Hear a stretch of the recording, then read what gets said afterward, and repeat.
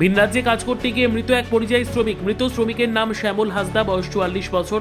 তিনি মহারাষ্ট্রে শ্রমিকের কাজ করতেন। গত শনিবার রাতে তার মৃত্যু হয়।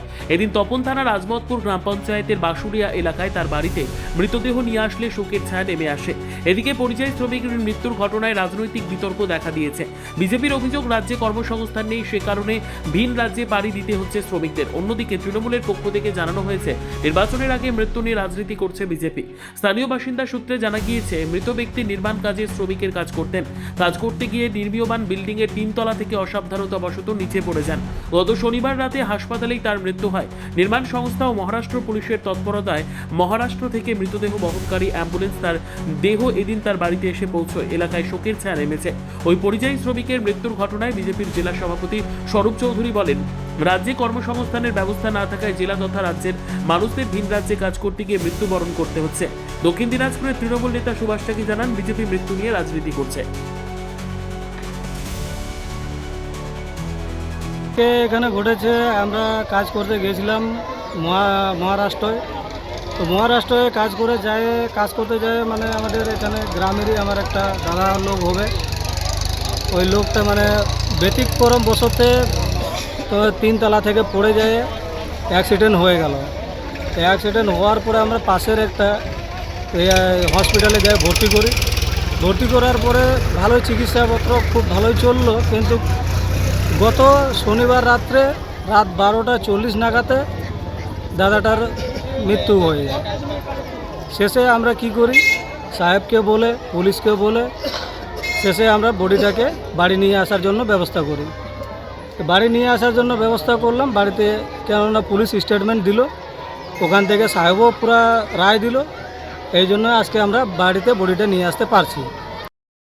জানতে পারলাম যে তপনের বাসুরিয়া আর গ্রামের সেখানকার একজন পরিযায়ী শ্রমিক আর বাইরে কাজ করতে গিয়েছিল, সেখানে কাজ করতে গিয়ে ছাদ থেকে পড়ে তার মৃত্যু হয়েছে।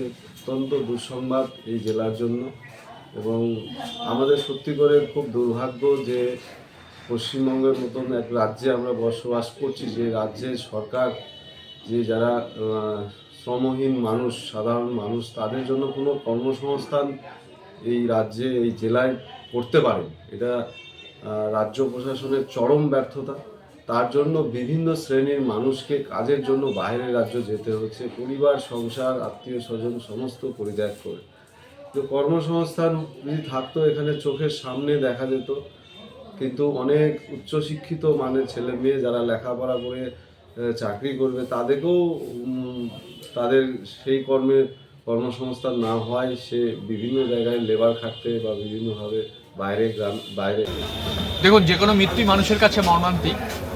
আর মৃত্যুকে কেন্দ্র করে রাজনীতি যারা করে, তারা নোংরা রাজনীতি করে, অসত্য রাজনীতি করে, অসত্য কথা মানুষের কাছে পরিবেশনা করে। আজকে পশ্চিমবাংলায় নন বেঙ্গলি, ইউপি থেকে শুরু করে বিভিন্ন রাজ্যের বহু মানুষ কলকাতা এবং কলকাতার সারাউন্ডিং কাজ করে। আপনারা জানেন এখানে যে ইটের ভাটা চলে, ম্যাক্সিমামটাই ছত্তিশগড় এবং বিহারের শ্রমিকেরা এসে কাজ করে। তিনি অ্যাক্সিডেন্টাল একটা ডেথ হয়েছে।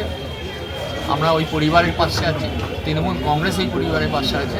তার দেহ ফিরে এসছে। আমাদের তৃণমূল কংগ্রেসের কর্মীরা সর্বত্রভাবে সবাই মিলে উপস্থিত হয়ে তার দেহ সৎকার করার ব্যবস্থা করছে।